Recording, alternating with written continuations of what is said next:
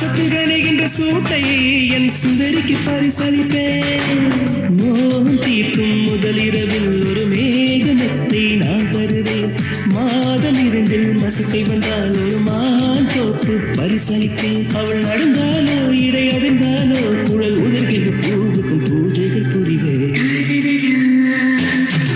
செம்மீனா வெண்மீனா, செம்மீனா வெண்மீனா, கண்ணோடு வாழும் கலைமானா இல்லை கண்ணோன்றி வரையும் பொய்மானா, கண்ணிரண்டும் இமைக்கும் சில்லைதானா என் கனவுக்குள் அடிக்கும் அலைதானா.